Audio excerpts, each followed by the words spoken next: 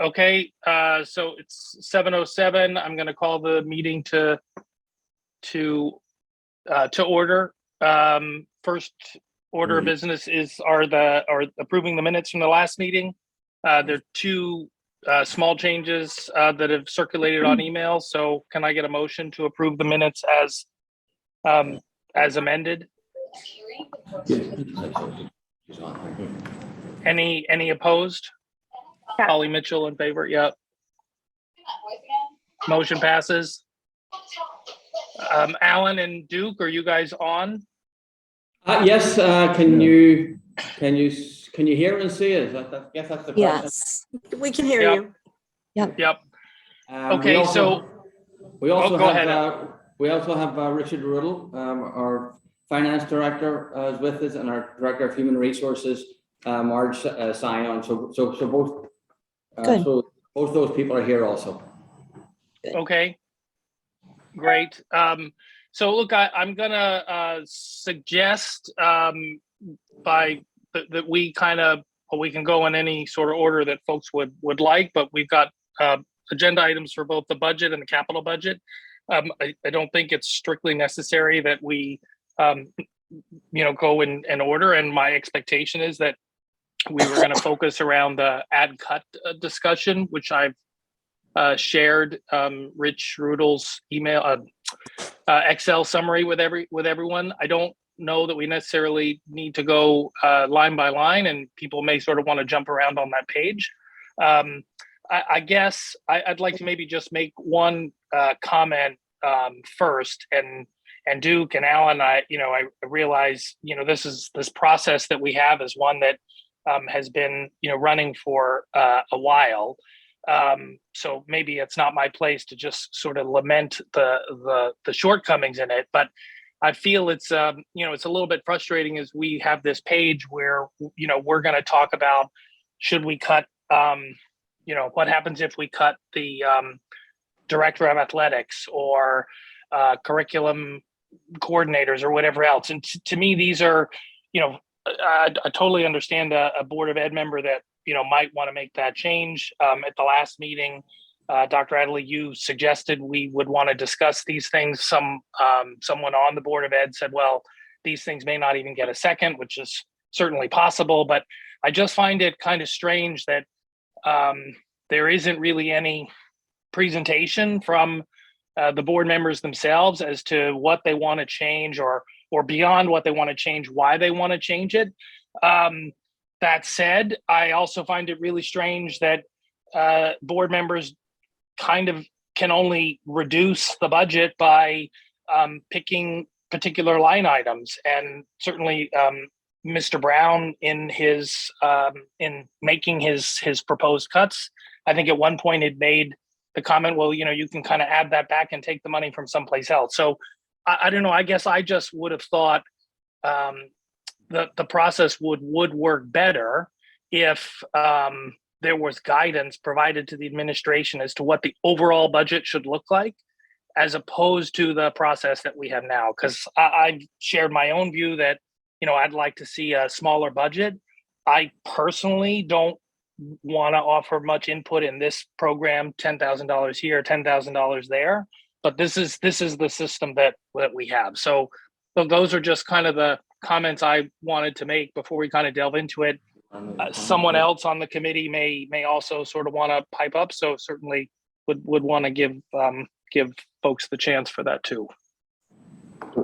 Ed, if I may, I would like to pipe up. Sure, go ahead, Peter. Let me speak for a moment from a Board of Ed perspective, and thank you, Ed, and thank you all for joining. As always, we're happy to be here. It's our partnership with RTM Education and RTM F&B and Board of Finance too. Look, it's a process that I've been part of for 8 years now.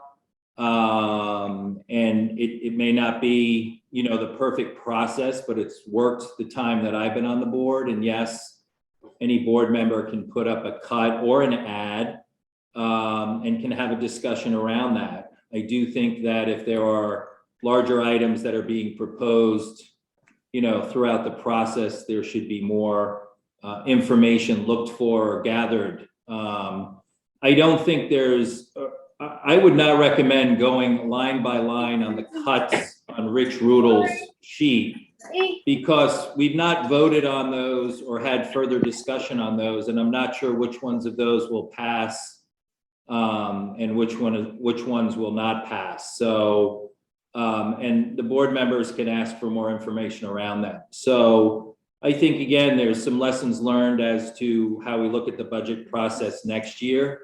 Some of the stuff is contractual that board members may not have realized the nuances of the contract. They're long and extensive contracts. And I think as a board, we've talked through some of that. So, you know, line item by line item, asking questions about those cuts makes no sense since we haven't voted on them. And perhaps tomorrow, those board members will either pull those cuts, talk more about those cuts, where they were going and what they were trying to do. Some of it is much like a board member did last year, where they cut $250,000 out of the athletic budget. And part of their goal was to start a further conversation around athletics, which we had, you know, over the course of the year and during our retreat. So, you know, if anything major was to be cut, yes, you know, the board should be asking for some information and look at what the impact is. But to get kind of ahead of it,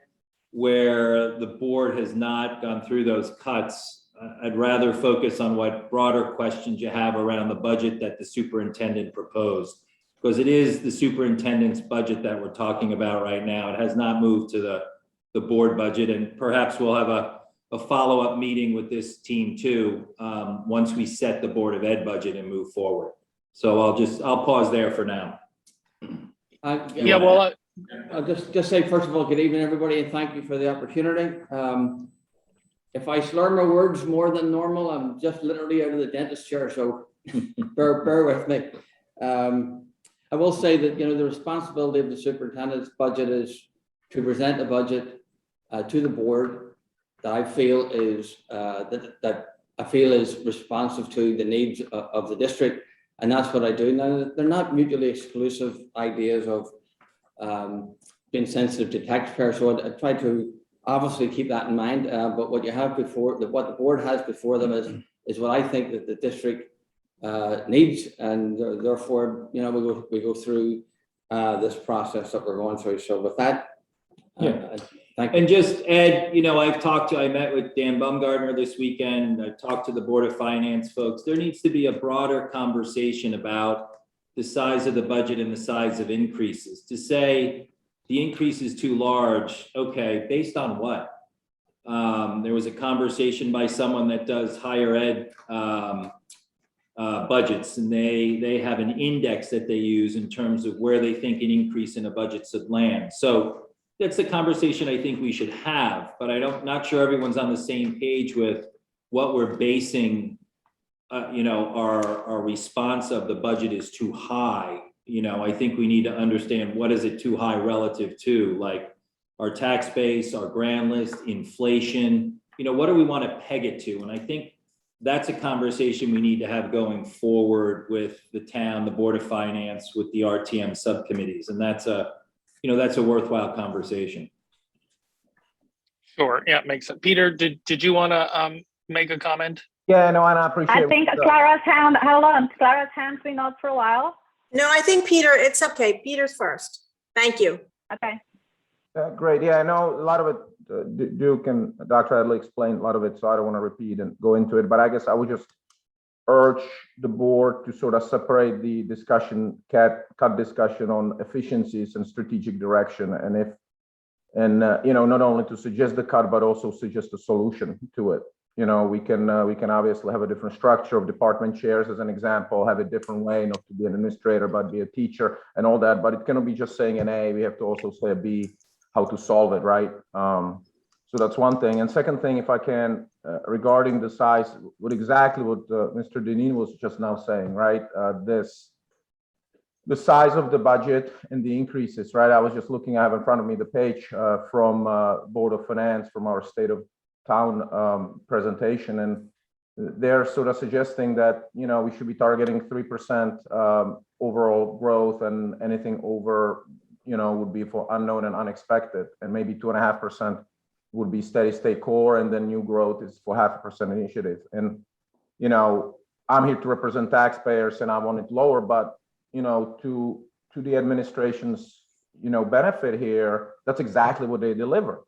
2.5, if you look at it, 0.5% of new initiatives that they clearly state what it is. They actually clearly link it to the strategic plan. And we are at 4% because there is a 10% increase in benefits, right? Which is $1 million more than we expected. So they were asked to deliver something, they delivered it. You know, nobody likes those numbers, right? You know, that's where I want to stop right now. I do have some specific questions to some of the responses that we got. I'll follow up later, but these were. And Peter, I appreciate that. And, you know, one of the things that we've talked about too is how do you look at healthcare? And if you look at the pyramid, you know, healthcare is almost 1%. So then you come down to 3% and you got 2.5 contractual and operational, and you got 50 basis points of investment. So, you know, other districts, Greenwich takes their healthcare out of their selectmen budget and their Board of Ed budget, and they put it in a separate bucket. So it's not part of the increase, and their increase looks a lot less. New Canaan's budget increase is 8+% because they self-insure, and they've had huge increases over there. So, you know, those are things we'll look at when we also have a conversation around the healthcare. So I appreciate what you said, Peter. And maybe one more quick point on this. You know, I heard from Board of Finance in your January 25th meeting, comment from the chair suggesting they're actually asking you for long-term guidance on the budget. And I just thought that's backwards, right? They should tell us what tax burden we as taxpayers can have, right? And, you know, it should be linked, as you said, whether it's income or grand list. Of course, the administration will ask for everything, right? They have a strategic plan. They want the kids to speak 2 languages, code in Python, you know, and all these things that they want to achieve. And obviously, you know, they'll do it within the framework of what the taxpayers can, and what, you know, these 100 people that actually vote on the budget and approve the budget and appropriate the budget approve, right? You know, we always discuss, and I don't want to go to the discussion now. We have you, so you should be answering and not me speaking. But, you know, reality is that we as RTM, and I repeated last year, I repeated again this year, is we're sort of hamstrung what we can really do with this budget. Right? Dr. Adley is asking for 110 million. Last year we had 106, right? If the Board of Education or Board of Finance comes somewhere in between, we are approving the in between, right? We're not approving the 110, even though the 99 or 100 people here think that we should be approving it. The system is as such that the Board of Finance drives the decision, because saying no to the budget discussion in May 8th is that we're going to revert to 106, and we cannot be steady, although we would like to, is because we all promised the teachers, rightfully so, 2.5% or 2%, you know, escalator. So, you know, that's a discussion maybe for for that other town committee that sets up the rules of government. But, you know, I always get frustrated that we who actually appropriated are sort of served something, and we can effectively only say yes. There's no way we can say no, right? But anyway, let's leave it at that. Thank you, Peter. Okay, Clara, you can speak next. What I'm going to suggest is whoever's making a comment before the next person comment, let Duke and Dr. Adley and Rich respond. And then the other thing, I've got like the Hollywood squares up, but I don't necessarily see all the hands. So if your hand is raised and I'm not calling on you, please just jump in, or somebody else can flag it, because like, yeah, Clara, I didn't see your hand there before. So please go ahead. You want me to go ahead, or do you want Yeah, Duke and Dr. no. Adley to answer? Okay. I wanted to support what Ed said. I think having a rationale for very big cuts, as were suggested the other day regarding the department heads, is extremely important. If a rationale isn't presented, it kind of undermines the credibility of the board. In the end, we can vote, the RTM can vote no on the budget, and it would revert back to last year's expenses. But I don't think that anybody really wants to do that. But I noticed that several Board of Ed members did say they wouldn't support the budget if the department heads were not in it. So I guess it kind of leaves us at a little more of a quandary if we don't know anything about what kind of a rationale would be presented. So I'm sorry that was missing last week. I also want to say, in my experience, sometimes the cuts are brokered between the administration and the Board of Ed. And that makes for a much more congenial process rather than one that seems as adversarial as it did the other night. So they're just my 2 cents for now. I appreciate all the work that goes into this from the board and the administration. Thanks. Thank you. Could I maybe start with, sorry, Teresa, did you have an opening comment? No, okay, you're muted. I was going to ask Dr. Carolina had to help me unmute. No, I just want to piggyback what Clara said. Some of the cuts made by Mr. Brown, regardless of whether or not they are seconded, I would like an explanation as to why he decided to make those cuts. Because my guess is a lot of them might not get seconded, but I still want to hear his rationale. Okay, but I was going to ask Alan, with respect to the adds and cuts that are on this page, and obviously there's some that are really, really small, are there any on here that you think you'd probably want to implement, or that you feel would be relatively easy to implement? Because I hear you, Duke, that you don't want to sort of spend, a lot of time going line by line, and I don't either. But that said, there are some things on here that are programmatic, and I feel it would be a little bit irresponsible of our committee to not say, well, if the board does line item out curriculum supervision, what are we going to do? How does that work? Yeah, we can't go there, Ed, because the decision hasn't been made. It's not a worthwhile conversation at this point in time. So that's putting Alan on the spot. And as I said, we need to do the votes tomorrow, and I think probably another meeting with your group thereafter when you see what the Board of Ed budget looks like. But we're just speculating at this point in time, and I don't think that conversation serves any purpose other than the feedback that we're getting from your group.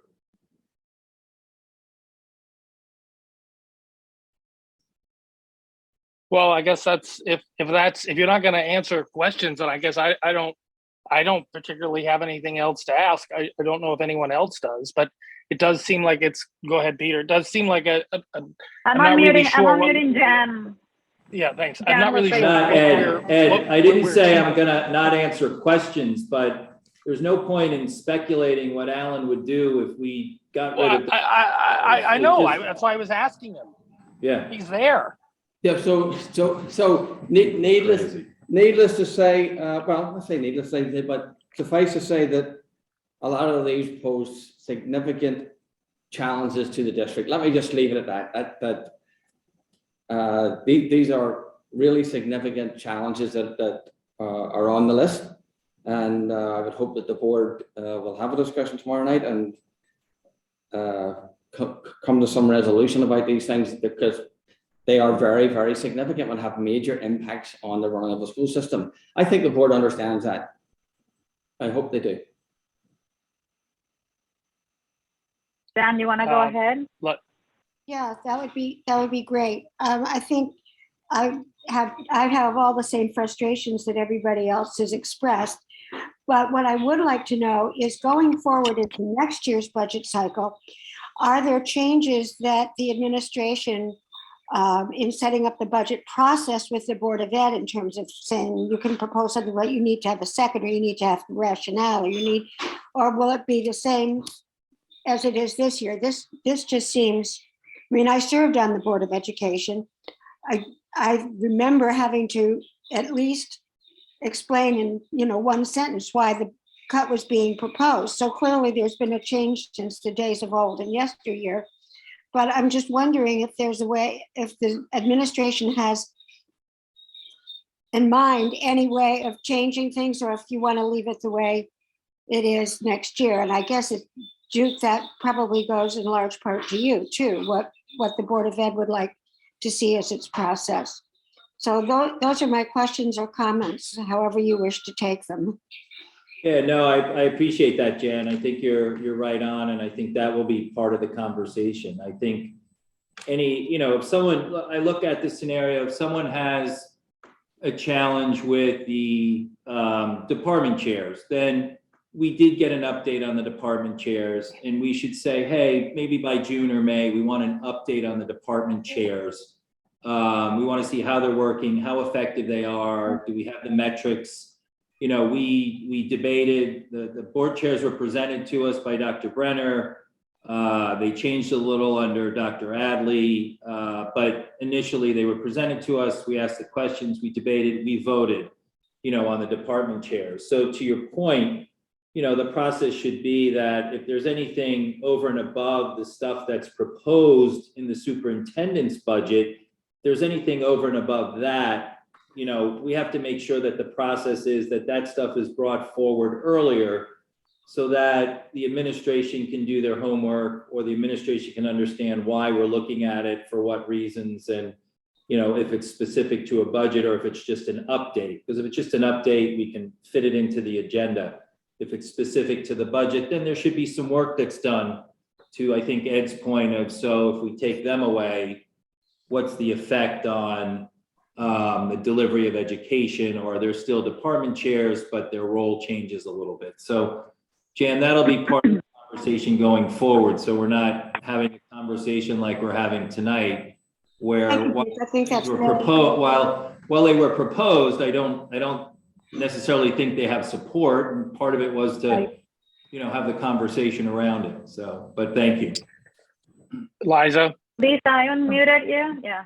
Oh, thanks. Yeah, I actually was going to say exactly what Jan just did. Thanks, Duke, for answering that. I think procedurally, there just might need to be a step that encourages or requires members to, justify the adds or cuts they're making, maybe above a certain dollar amount. That would be very helpful. The concern being, as everyone has noted, just transparency and the ability for there to be public discussion around the issue so everyone is informed.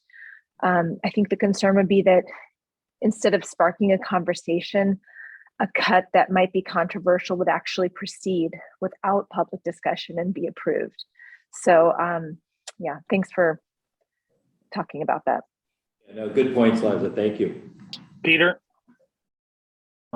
Yes, I have one quick comment and then two specific questions. So the first comment is that I appreciate that the administration frames their actions for the budget in light of the strategic plan, right? But we have to realize it's just a blueprint, right? That starts the conversation. And then the student is really the final product that we try to, prepare for the world. And the teacher knows the student the best. They spend the most time with them. So all these initiatives that we have in the strategic plan need to be teacher driven, discussed with teacher, reviewed by teacher, suggested by teacher, and all that. So, I don't want to get lost that administration, even though it might not sound appropriate, but they work for the teachers, in my opinion, right? These are the people on the front line that deliver the most value and are the most important to our system, right? So that's a comment. That's how I view the system. But here are the two specific questions. One is to an answer that we got. I think it was probably Mrs. Sion that responded to my question. I was asking about what's the average teacher tenure in the school district over the last couple of years. And the reason why I was asking is because there's about $700,000 in turnover in our budget, a credit, right? And the way I just want to, maybe Rich knows the answer, maybe I'm not looking at it right, but I thought that this number is negative because we hire teachers that are making less than the people that are leaving. And I saw this number was increasing maybe from 5,000, 400,000, 500,000. Now it's always 700,000. So I wanted to clarify whether I'm thinking about it right, whether it is. That's why the answer that I got to my question is about the tenure surprised me, because it suggests that the average tenure has been steady in Darien's public schools at 11 years, which would suggest to me that there shouldn't be much savings if we replace equivalent teacher. So just clarification. Thank you. So you are thinking about it correctly. Turnover is a credit to the budget, so it's the savings associated with somebody, let's say, leaving at a master's 19 and coming in at a master's 10. For the last couple of years, we've budgeted in the $600,000 range. In the past, the budget's been $400,000 or $500,000, but it's exceeded expectations. So it isn't necessarily that turnover is increasing, though we did see a little bit of spike this year, primarily due to COVID. Teachers leaving the profession or going closer to home. But it has been rather steady. It's just that past budgets were, the credit was a little bit lower than what actually materialized. So what I don't understand, sorry to dwell on it, is how do we save money if basically the tenure is the same, right, of the new teachers? I guess that's where I'm, it's almost $1 million. It seems like a big number. Yep. So the tenure, the average tenure is 11 years. It has probably been a little bit less or a little bit more in previous years, you know, but within that ballpark. The savings really is generated primarily from elementary teachers. Because as elementary teachers stay a long time, let's say they make it to step 19, those are primarily the teachers that are easier to replace at that lower step level. If you look at things like science or tech ed, those are the disciplines that are much more difficult to hire in. Thank you. My second question is regarding, is for Dr. Adley, and it's regarding student safety. And I just want to make sure that in this budget, as it stands right now, before the cuts and everything, whether you have gotten everything you want, the best, the safety in the systems that we can provide, that the town can provide, do you get all the cooperation from police department and all that? I just want to make sure that, you know, we have clear conscience on this, obviously, probably the most important question we have. And incidentally, you know, I was, and maybe I don't know the role of campus monitor, but I was surprised that there was a suggestion to move that personnel around the district. But anyway, that's a separate thing. Thank you, Peter. If I can go back to, just very briefly to your first comment of the involvement of teachers, just be aware that when the budget is developed, we start this in September, and the teachers as part of the departments and teams are part of the budget development that goes up through department chairs, then through the principals, and then directly to central services. So know that they do have a voice in that. I appreciate your advocacy for safety, because student and staff safety is always our first priority. It is a top priority of the board, or it remains a top priority of for administration. And any school, it should be a top priority. I will say that over the years, we have made nice improvements, and the board has supported those improvements, as has the RTM along the way. So we're very appreciative of that. The only thing that I have in this budget at this particular time that I in any way falls under safety and security is just the supervision for that campus manager at the middle school. It's just another, it's a big campus, and it'd be helpful to have that second person as an extra set of hands, eyes, for the students, both inside the building and occasionally when they go outside the building for recess and so on. So there are different levels of, if we didn't get it, I couldn't say we're not safe. I don't believe that at all. But there are different comfort levels, and this is just one that I feel will be is identified by the principal, and I feel it's a fair identification and need along the way. So thank you. And the board always does an annual update on safety and security to make sure that everything is in place. And we have tremendous relationships with the police department, the police chief, Chief Anderson, and his staff do a phenomenal job. They work very closely, not only with central service staff here, but also with the building principal. So know that that's a top priority. There's safety and security committees at the schools that many people are I wouldn't say many people, but some people here, maybe even on this call, may be actually a member of some of those parents that tend to be members of it. So know that it is a top priority. I appreciate you putting it on the table, because that's critical, and appreciate your advocacy. Sorry, go ahead, Carolina. Just a quick question. Will the enrollment numbers be reviewed with the non-passing of the OC? I assume that was inside the enrollment numbers. Will those be reviewed down tomorrow or not? Carolina, could you just sort of just repeat the first part of the enrollment question you had? My question was the enrollment numbers. I assume when you presented it in the budget, they had open choice at the kindergarten numbers. So my question is, will those be reviewed down? Originally, they didn't have the original numbers didn't have the open choice in it. Okay, because I had Mr. Sini and he couldn't clarify that for me, so that's why I'm asking. Thank you. I've got one question on, and I don't know, Rich, if you can answer this, is the second to the last cut in professional development for $24,000, eliminate equitable instruction practices, professional development. So what does that mean? Is that a consultant, or is that effectively, like, I guess I thought professional development was like when the kids don't have school and the teachers go to work. Yes. So don't we, sorry, go ahead. So No, sometimes it can you're include essentially out- correct, Ed. You're essentially correct. Go ahead. You want to frame your question? Well, I guess I'm just like, so what does this mean if this is cut? Does this mean the teachers come to work? I mean, I guess I'm not understanding the budgetary impact of this because it's a professional work day. They're going there anyway, or are we saying, I guess I'm just not understanding how this saves $24,000. And let me just Unless it's a off. consultant, unless it's a So- consultant. So sometimes, So professional development, Ed, it doesn't mean that teachers, it's a half day or a full day or otherwise. So there's embedded professional development in terms of developing curriculum. Sometimes it will mean a half day or otherwise, but these are opportunities for professionals to work with our staff and developing culturally responsive classroom or curriculums. So it's sort of, that's what they call it, equitable instructional practices. But you shouldn't necessarily get fixated on the PD day, because if that wasn't there, we'd certainly be doing something else on that day. But this is another part that's a critical part of moving the diversity initiatives forward.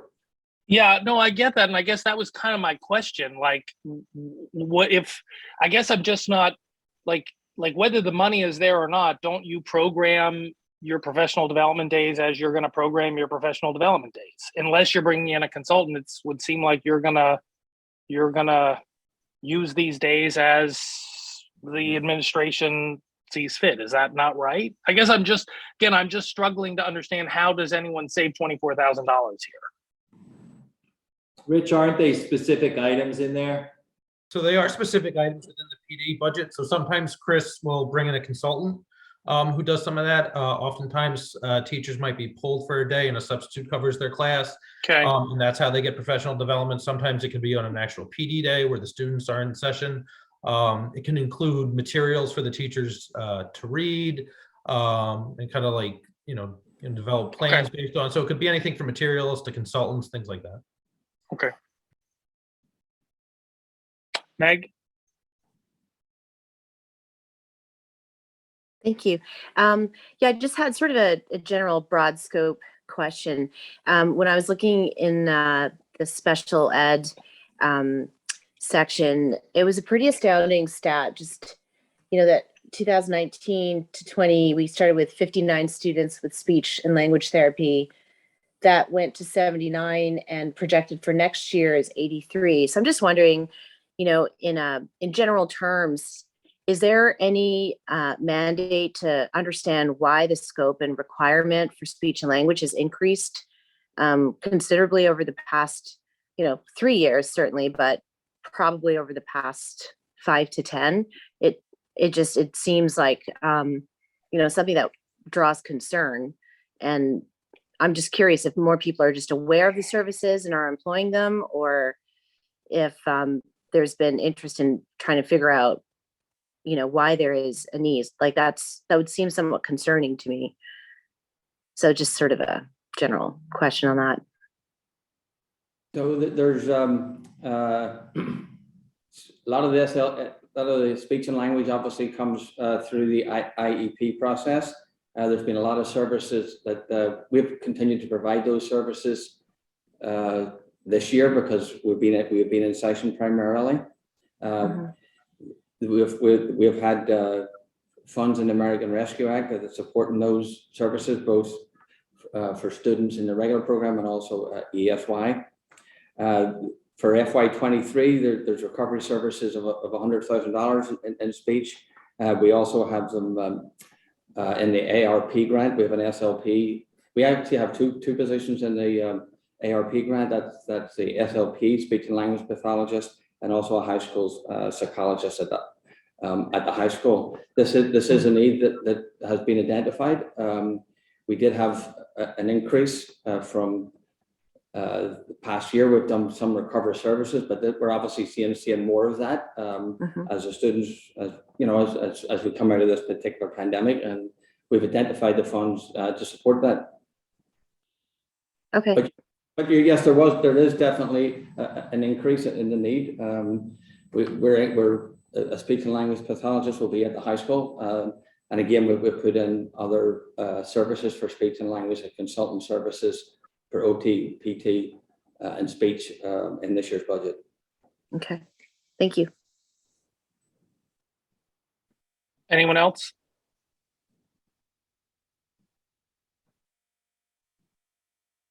Okay, do we have any questions on the capital budget? Oh, sorry, Clara, sorry.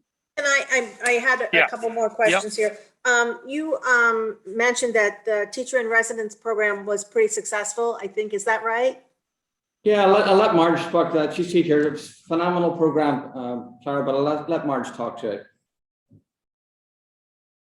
Okay, Yeah. well, I was gonna just follow up and say, you had 2 teachers this year, and I wondered if you would, could you consider having another one? Or you say that it's hard to find teachers who, you know, want to work here, and I wondered, can you increase the number of teachers who use the teacher in residence program? We could take more teachers. There are districts who did, but it's not an insignificant cost to have a teacher. So I think that 2 is manageable. And one of our teachers in residence was actually highlighted in Craig's newsletter this month because she's doing such an outstanding job. But we are looking for 2 again next year. Okay, and another question for you, Marge, if you don't mind. When teachers leave, do they ever say that one of the reasons is because their kids don't go to school in the district? Because we've talked about that a little bit, and I wondered if it's a reason that we might be able to use to retain teachers if we offered that. They do occasionally mention that. They do. When we move to Greenwich, you know, and the $20,000 salary increase probably is also a motivating factor in Greenwich. But Stanford lets teachers bring their students as well, children as well. Thank you. I think Jan has her hand up. Oh, yeah. Hi, yeah, I would just like to follow up with Clara's question. It was brought to my attention recently that Darien is, this is the question, is it factual that Darien is one of the only districts that does not allow their teachers to bring their students into district with them? I happen to know of a teacher that's struggling with this. Right, so Rich may be able to help me out here, but I know that Stanford, Greenwich, and Westport all allow teachers to bring their children. Rich has been in some other districts. Weston does as well in our DIRG. It's a mixed boat. We're not the only one, but there are a number of districts in the area in Fairfield County that do. Is it something that we're talking about or thinking about anymore? So there, in other areas of the state, that may not be the case. You know, there are different patterns around the state that people do different things. That's an issue that would have to be discussed contractually or otherwise with the board. And okay. Thank you. Anyone else have questions on either the superintendent's budget or the capital budget?